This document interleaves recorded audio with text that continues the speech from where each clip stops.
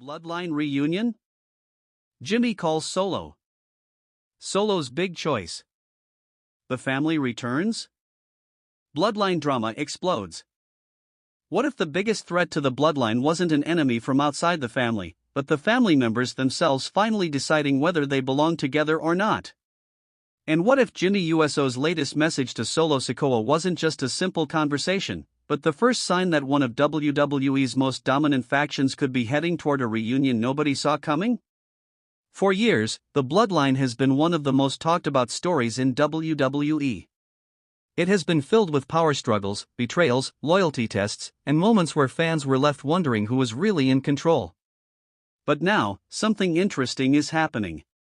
After everything that happened between Jimmy Uso, Solo Sikoa, Roman Reigns, and the rest of the family, Jimmy has made a move that has people asking one major question: is the Bloodline actually coming back together?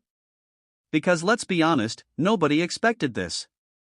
If you went back a few years and told fans that Jimmy Uso would be the one trying to reach out and bring Solo back into the fold, a lot of people would probably laugh and say, "No way, that's impossible." And honestly, they wouldn't be wrong. The relationship between these two has been through absolute chaos.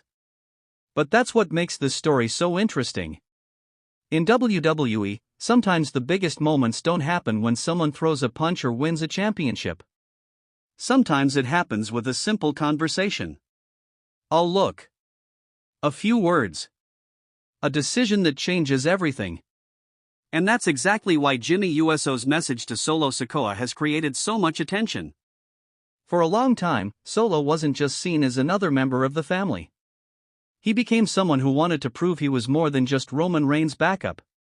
He wanted respect. He wanted control. He wanted his own legacy. And in many ways, that ambition is what pushed him further away from the people closest to him. Solo started walking a different path. A colder path. A more aggressive path. The same family that once stood together started turning against each other.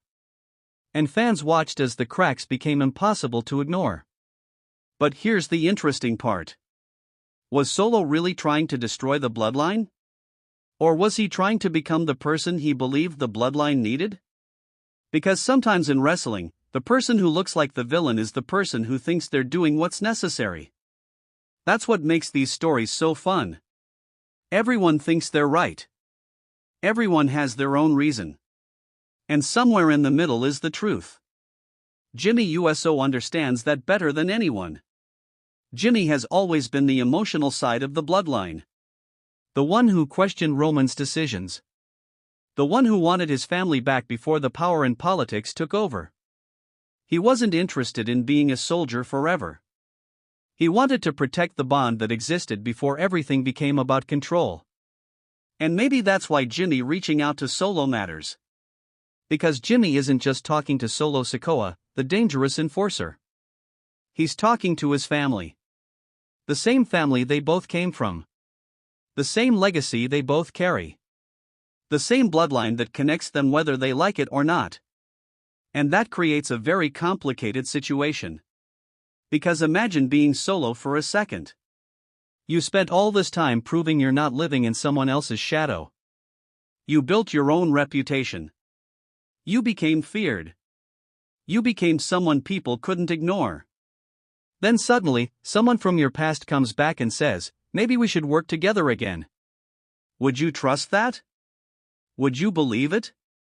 Or would you think there's something else happening behind the scenes? That's the mystery. Because Solo Sikoa is not the same person he was when he first joined the bloodline. He's changed. The battles changed him. The betrayal changed him. Everything that happened with Roman Reigns changed him. And Jimmy knows that. This isn't a situation where Jimmy can just say, "Hey, let's forget everything and move on." That's not how this works. There's too much history. Too many problems. Too many moments where things went too far. But maybe that's exactly why this could work.